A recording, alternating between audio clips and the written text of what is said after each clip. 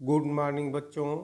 कक्षा 11 जीव विज्ञान की कक्षा में आप सभी का स्वागत है।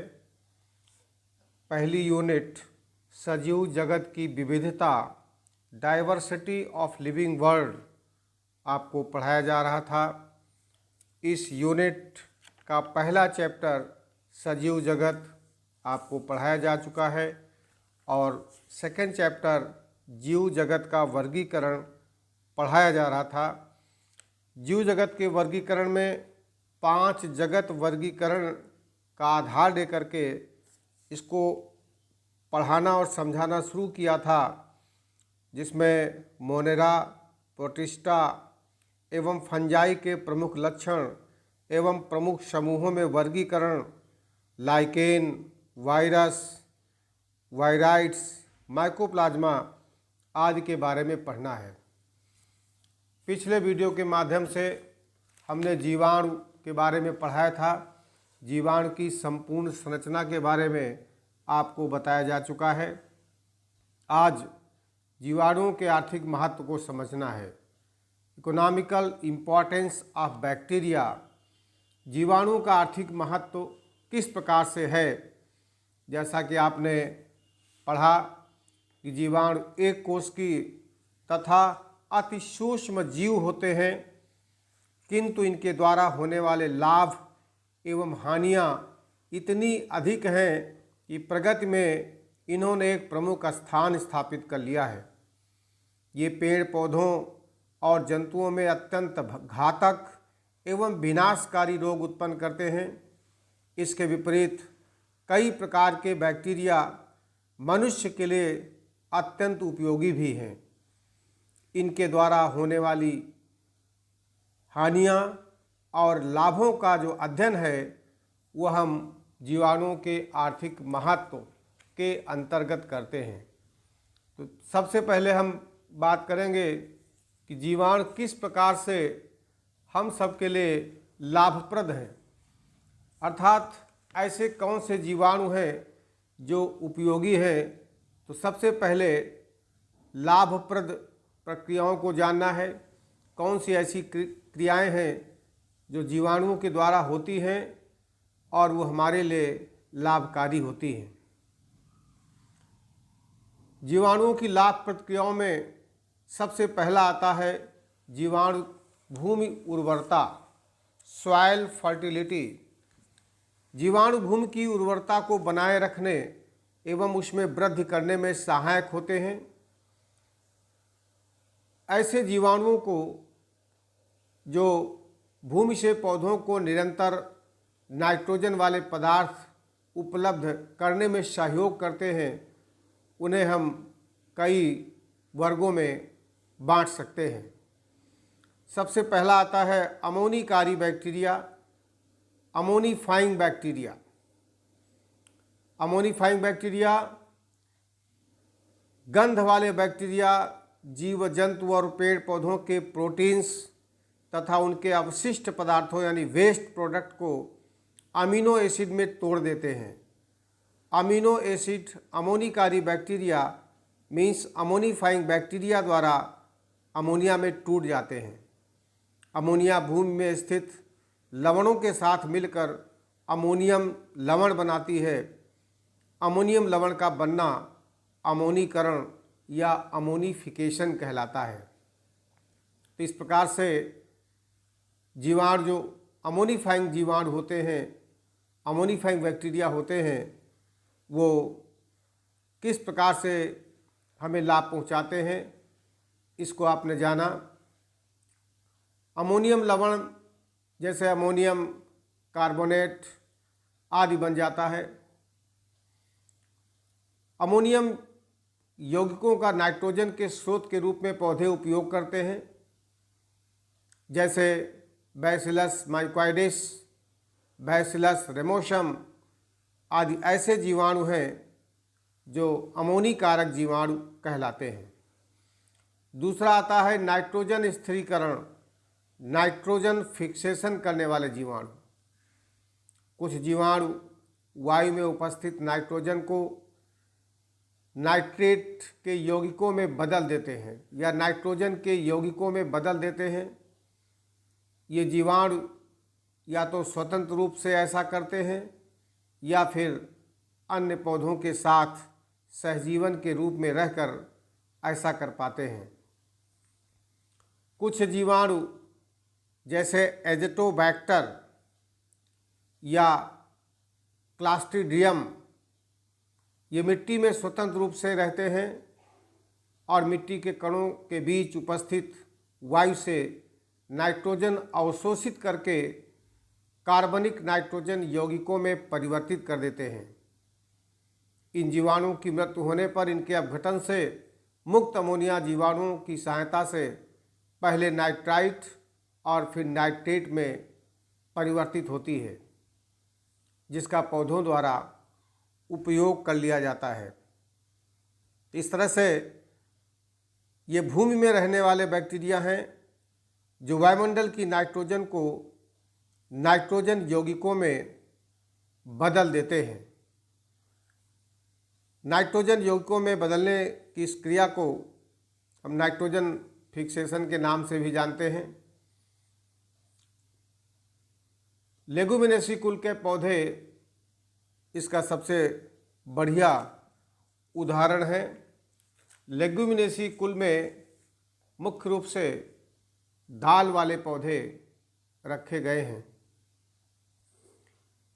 इनकी जड़ों में जैसे चना और मटर, अरहर, इन पौधों की जड़ों में रूट नोड्यूल्स पाई जाती हैं, गांठें पाई जाती हैं, ग्रंथियां पाई जाती हैं। इनमें रहने वाला जीवाणु राइजोबियम लेगुमिनोसेरम, नाम याद रखिएगा। जितने भी लेगुमिनेसी कुल के पौधे हैं जैसे चना, मटर, अरहर में इनकी जड़ों में नोड्यूल्स पाए जाते हैं, गांठें पाई जाती हैं और उन गांठों में राइजोबियम लेगुमिनोसेरम जीवाणु रहता है जो वायु से मुक्त नाइट्रोजन को अवशोषित करके नाइट्रोजन यौगिक बनाता है और इसके बदले में पौधे इन जीवाणुओं को रहने का स्थान देते हैं। जीवाणु और पौधों की जड़ों के बीच का यह संबंध सहजीवन कहलाता है, सिम्बियोसिस कहलाता है। अर्थात लेगुमिनेसी कुल के पौधों और जीवाणुओं के बीच का यह संबंध सहजीवन का सबसे बढ़िया उदाहरण है। इसके कारण भूमि की उर्वरता में वृद्धि होती है, भूमि की उपजाऊपन बढ़ता है।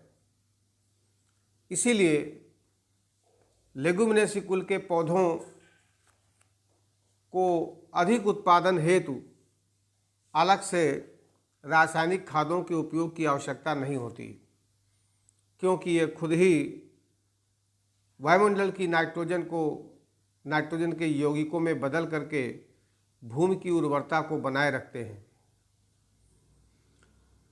कुछ नाइट्रीफाइंग जीवाणु होते हैं जो कि दो प्रकार के होते हैं। पहले ऐसे होते हैं जो अमोनिया को नाइट्रेट में परिवर्तित कर देते हैं, जैसे कि नाइट्रोसोमोनास, और कुछ ऐसे होते हैं जो नाइट्राइट को नाइट्रेट में बदलने की क्षमता रखते हैं। पहले ऐसे हुए जो अमोनिया को नाइट्राइट में बदलते हैं और दूसरे जो नाइट्राइट को नाइट्रेट में बदलते हैं। नाइट्राइट को नाइट्रेट में बदलने वाला जीवाणु नाइट्रोबैक्टर है। तो इस तरह से हमने देखा कि किस प्रकार से जीवाणु भूमि की उर्वरता को बनाए रखने में बहुत अधिक सहयोग करते हैं। दूसरा आता है जीवाणुओं का उद्योगों में क्या उपयोग है।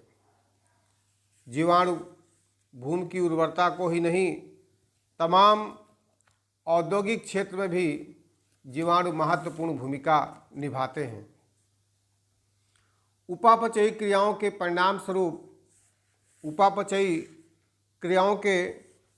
स्वरूप उत्पन्न पदार्थों के कारण जीवाणु विभिन्न उद्योगों में एक विशिष्ट स्थान रखते हैं। सबसे पहला लेते हैं डेयरी उद्योग में। डेयरी उद्योग दूध से बनने वाले विभिन्न उत्पादों से संबंधित होता है। दूध से बनने वाला दैनिक जीवन में उपयोग आने वाला अनेक उत्पाद जैसे कि दही, पनीर, मक्खन, इनको बनाने में लैक्टिक एसिड जीवाणु का उपयोग होता है।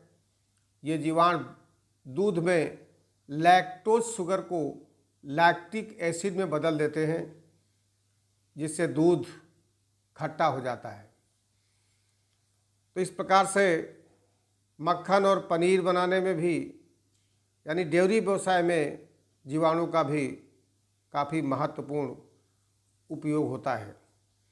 इसके अलावा सिरका और एसिटिक एसिड बनता है। एसिटिक एसिड बैक्टीरिया माइकोडर्मा द्वारा शर्करा के घोल का किण्वन करके सिरका बनाया जाता है।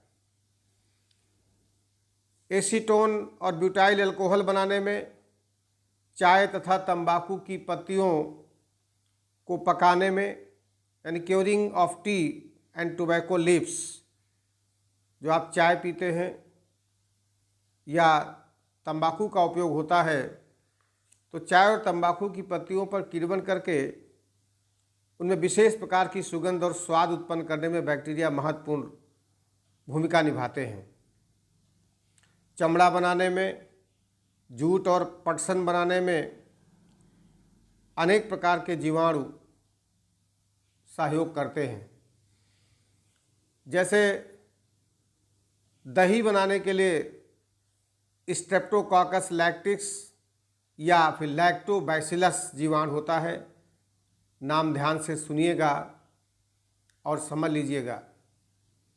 पनीर बनाने में लैक्टोबैसिलस लैक्टिस, मक्खन बनाने में स्ट्रेप्टोकाकस लैक्टिस, योगर्ट बनाने में लैक्टोबैसिलस वुल्गैरिस या स्ट्रेप्टोकाकस थीमोफाइलस, ये ऐसे जीवाणुओं के नाम हैं जिनका संबंध डेयरी उद्योग से होता है।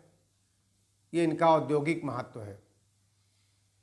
दूसरा, अनेक प्रकार के जीवाणु ऐसे हैं जो औषधियों के निर्माण में सहायक होते हैं। कुछ ऐसे बैक्टीरिया हैं जो अत्यधिक महत्वपूर्ण औषधियाँ और विटामिन बनाने के काम आते हैं। कवक की भांति कुछ बैक्टीरिया ऐसे पदार्थ बनाते हैं जो रोग पैदा करने वाले जीवाणु की उत्पत्ति को रोकते हैं और उन्हें नष्ट भी कर देते हैं।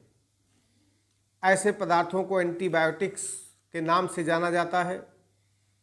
स्ट्रेप्टोमाइसिन, ऑरियोमाइसिन, टेरामाइसिन कुछ ऐसे एंटीबायोटिक पदार्थ हैं जो बैक्टीरिया द्वारा उत्पन्न रोग जैसे निमोनिया, डिप्थीरिया, तपेदिक, टाइफाइड आदि घातक रोगों में अत्यंत लाभकारी सिद्ध हुए हैं। कुछ बैक्टीरिया के एंटीजेंस चेचक, हैजा और अन्य रोगों की वैक्सीन बनाने में सहयोग करते हैं। जैसा कि आप एक स्क्रीन पर लिस्ट देख रहे हैं जिसमें एंटीबायोटिक के नेम लिखे हुए हैं और उनके स्रोत लिखे हुए हैं। सबसे पहला एंटीबायोटिक लिखा है बैसिट्रोसिन। बैसिट्रोसिन बैसिलस सबटिलिस से मिलने वाला एंटीबायोटिक है। दूसरा लिखा है पॉलीमिक्सिन, ये बैसिलस पॉलीमिक्सा से प्राप्त होता है। अगला है वैनकोमाइसिन, ये स्ट्रेप्टोमाइसिस ओरिटेंडलिस से प्राप्त होता है। और स्ट्रेप्टोमाइसिन स्ट्रेप्टोमाइसिस ग्रीसियस से मिलता है। क्लोरमफेनिकॉल महत्वपूर्ण एंटीबायोटिक है, ये स्ट्रेप्टोमाइसिस वेनेजुएली से प्राप्त होता है। इरिथ्रोमाइसिन ये भी महत्वपूर्ण एंटीबायोटिक है जो स्ट्रेप्टोमाइसिन एरिथ्रिस से प्राप्त होता है। नियोमाइसिन स्ट्रेप्टोमाइसिस फ्रेडी से मिलता है और टेट्रासाइक्लिन स्ट्रेप्टोमाइसिस ऑरियोफेसियंस नामक जीवाणु से प्राप्त होता है। तो जीवाणु इस प्रकार से अनेक प्रकार के एंटीबायोटिक बना करके हमें लाभ पहुंचाते हैं, विभिन्न रोगों से लड़ने की क्षमता प्रदान करते हैं। अगला है केनामाइसिन, जो कि स्ट्रेप्टोमाइसिस केनामाइसिटिकस से प्राप्त होता है। ये भी अत्यंत महत्वपूर्ण एंटीबायोटिक है। इसके अलावा जीवाणुओं का अन्य जगहों पर भी काफ़ी महत्वपूर्ण रोल होता है, जैसे मल के अपघटन में, सीवेज डिस्पोजल या डिकम्पोजिशन में, कृत्रिम जलाशयों में मलमूत्र, सड़े गले कार्बनिक पदार्थ आदि एकत्रित हो जाते हैं, जिनसे कभी कभी बीमारी आदि का खतरा होने लगता है। परंतु जीवाणु इन जटिल कार्बनिक पदार्थों को सरल अकार्बनिक पदार्थों में परिवर्तित कर देते हैं, जिससे इनका उपयोग पौधे कर पाते हैं। तो अपशिष्ट पदार्थों में मल के अतिरिक्त कारखानों के अपशिष्ट पदार्थ तथा नगरों से बहकर आने वाला संपूर्ण जल भी सम्मिलित होता है। इसमें उपस्थित ठोस पदार्थ कार्बनिक पदार्थों को सड़ने के लिए भूमि में पाए जाने वाले जीवाणुओं का उपयोग हो जाता है। तो इस प्रकार से आपने कुछ महत्वपूर्ण जीवाणुओं के उपयोग के बारे में जाना कि किस प्रकार से जीवाणु हमारे लिए उपयोगी होते हैं। इसके अलावा और कई सारे उपयोग होते हैं, जैसे कि बैक्टीरिया द्वारा भोजन को दूषित होने से बचाने के लिए अनेक विधियां काम में आती हैं। उन विधियों में भी जीवाणुओं का महत्वपूर्ण योगदान होता है, जैसे प्रशीतन एवं कोल्ड स्टोरेज में रेफ्रिजरेशन एंड कोल्ड स्टोरेज निम्न ताप पर बैक्टीरिया निष्क्रिय हो जाते हैं, जिससे इनकी वृद्धि रुक जाती है या फिर वृद्धि बिल्कुल धीमी हो जाती है। पानी के जमाव बिंदु पर इनकी जैविक क्रियाएं पूर्णतः रुक जाती हैं। इस तथ्य का लाभ रेफ्रिजरेटर और कोल्ड स्टोरेज के निर्माण में किया जाता है। रेफ्रिजरेटर में हम अपना पका हुआ भोजन, सब्जी, फल व अन्य खाद्य सामग्रियों को दूषित हुए बिना कई दिनों तक रख सकते हैं। कोल्ड स्टोरेज में हम ताज़े फल और सब्जियां कई सप्ताहों तक संग्रहित करके रख सकते हैं। तो बैक्टीरिया द्वारा भोजन को दूषित होने से बचाने के लिए हम कोल्ड स्टोरेज का प्रयोग करते हैं, क्योंकि बैक्टीरिया निम्न ताप पर निष्क्रिय हो जाते हैं। बैक्टीरिया से बचाने के लिए हम नमक, शरबत और संघनित दूध का प्रयोग कर सकते हैं, जिसके कारण बैक्टीरिया इनको कोई नुकसान नहीं पहुंचाता। नमक लगी हुई मांस और मछलियां तथा संघनित दूध सीलबंद डिब्बों में बिना कोल्ड स्टोरेज के पर्याप्त समय तक सुरक्षित रखे जा सकते हैं।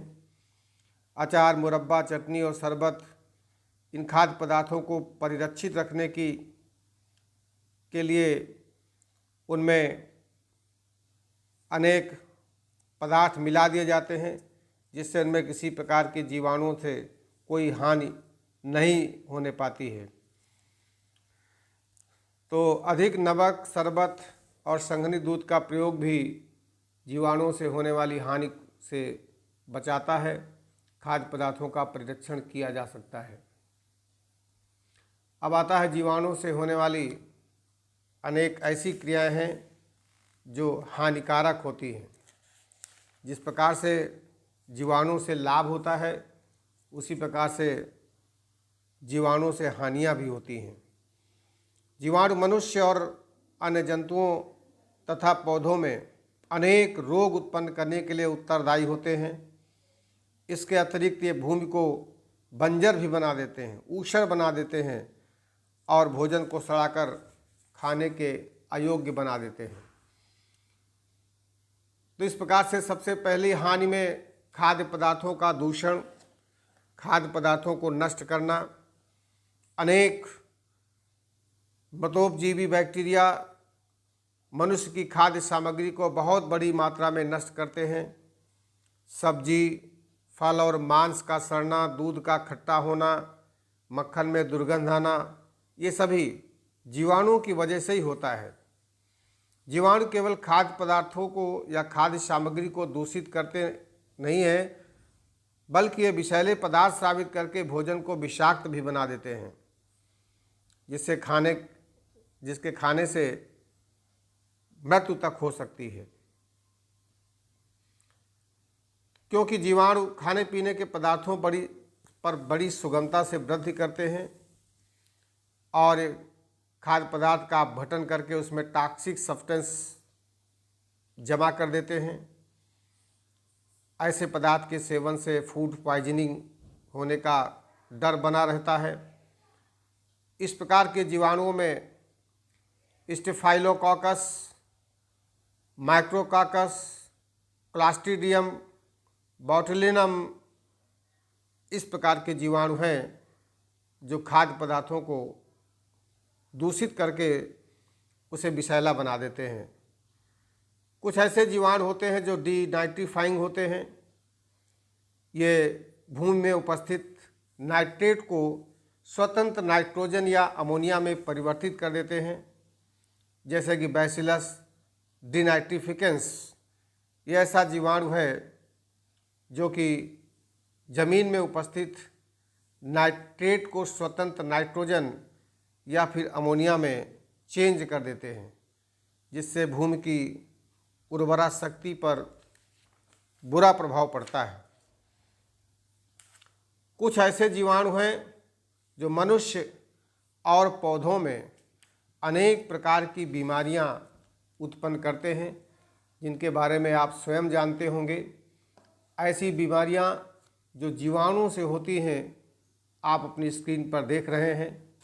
हैजा विब्रियो कॉलरी से, डिप्थीरिया, क्षय रोग, tetanus, pneumonia, syphilis, meningitis, gonorrhoea, typhoid, ये अनेक बीमारियां ऐसी हैं जो कि जीवाणु की वजह से होती हैं।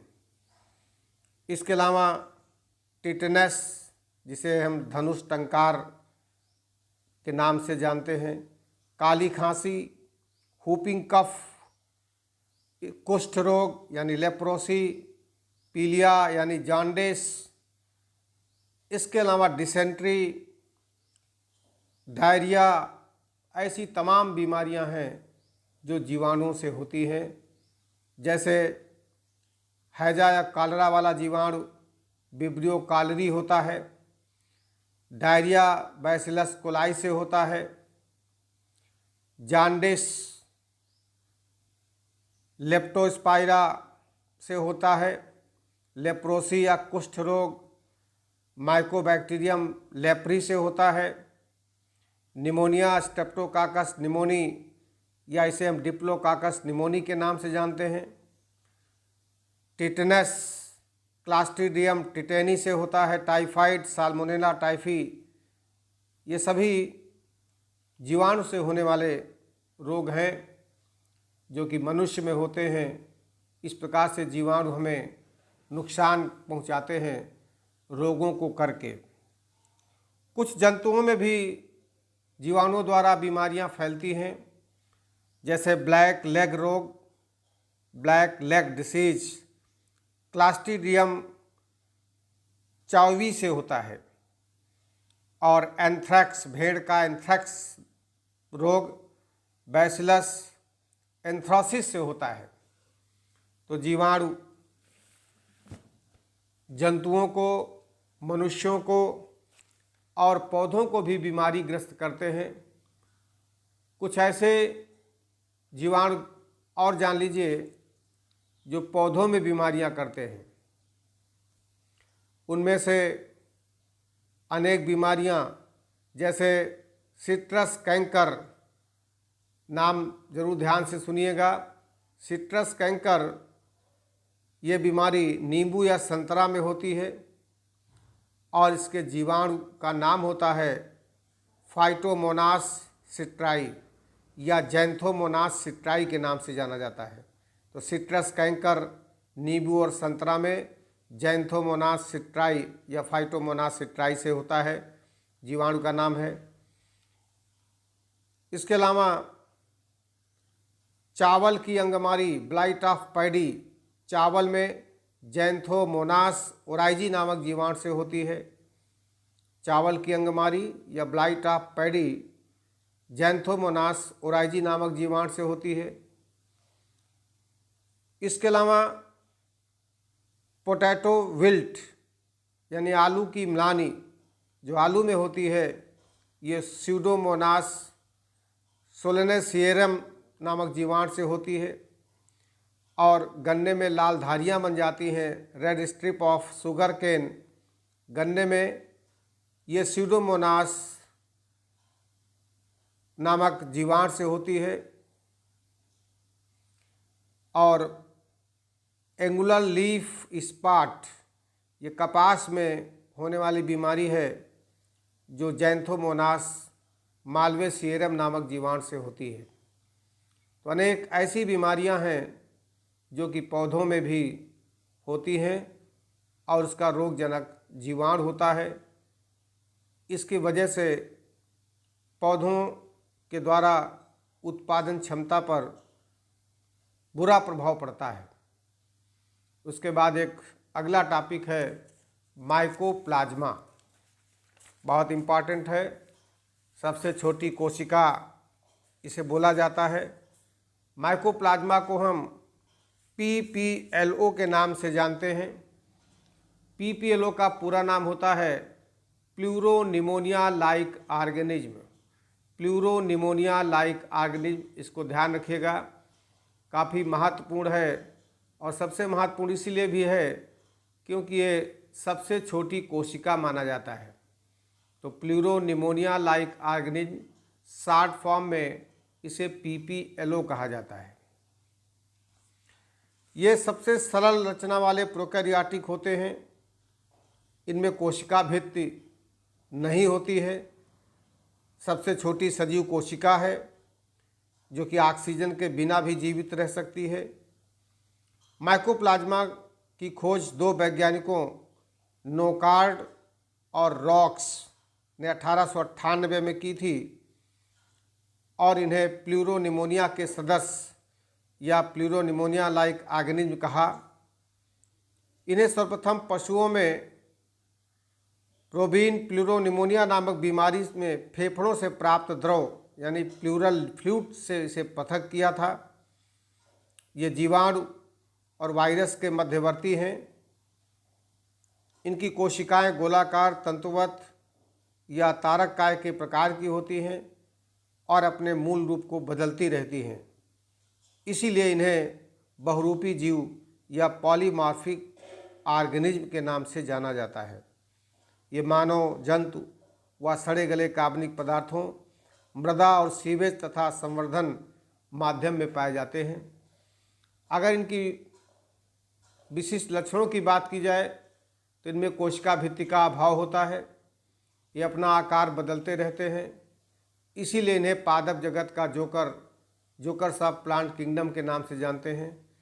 ये नॉन मोटाइल होते हैं, अचल होते हैं। इनकी बाह्य झिल्ली लिपिड और प्रोटीन की बनी होती है और इनमें रिप्रोडक्शन की क्रिया मुकुलन या विखंडन द्वारा, बडिंग या फ्रेगमेंटेशन द्वारा होती है। पेनिसिलिन एंटीबायोटिक का इन पर कोई प्रभाव नहीं पड़ता, लेकिन टेट्रासाइक्लिन और क्लोरमफेनिकॉल ये दोनों महत्वपूर्ण एंटीबायोटिक हैं, इनके प्रति ये संवेदनशील होते हैं। इनमें जो आनुवांशिक पदार्थ होता है वो डबल स्टैंडर्ड DNA होता है। द्विरज्जकी DNA पाया जाता है जो गोलाकार और नग्न होता है। माइकोप्लाज्मा द्वारा भी जंतु और पौधों में अनेक रोग हो जाते हैं, अर्थात माइकोप्लाज्मा भी रोग कर सकता है। जैसे कि जंतुओं में टॉन्सिलाइटिस, पशुओं का जननांग शोथ, चूजों का श्वसन रोग और पुरुषों में बंध्यता, ये माइकोप्लाज्मा से होने वाली जंतुओं में बीमारियां हैं। इसके अलावा पौधों में भी माइकोप्लाज्मा रोग कर सकता है, जैसे बैंगन का लघुपर्ण रोग, little leaf disease of brinjal, corn stunt, फली वालों पौधों में बिचेज ब्रूम और पपीते का गुच्छित रोग यानी बंची टॉप ऑफ पपाया, ये ऐसी बीमारियां हैं जो कि माइकोप्लाज्मा द्वारा पौधों में हो जाती हैं। इस तरह से आज वीडियो के माध्यम से जीवाणुओं के आर्थिक महत्व को आपने समझ लिया होगा। जीवाणुओं के साथ माइकोप्लाज्मा क्या है, माइकोप्लाज्मा की खोज किसने की, माइकोप्लाज्मा जंतु और पौधों में, मनुष्यों में कौन कौन सी बीमारियां करते हैं, इनके बारे में जान लिया। और माइकोप्लाज्मा का स्ट्रक्चर कैसा होता है इसके बारे में समझ लिया। इसको पीपीएलओ कहते हैं। पीपीएलओ का पूरा नाम क्या है ये आपने समझ लिया है। तो आज के लिए इतना पर्याप्त है।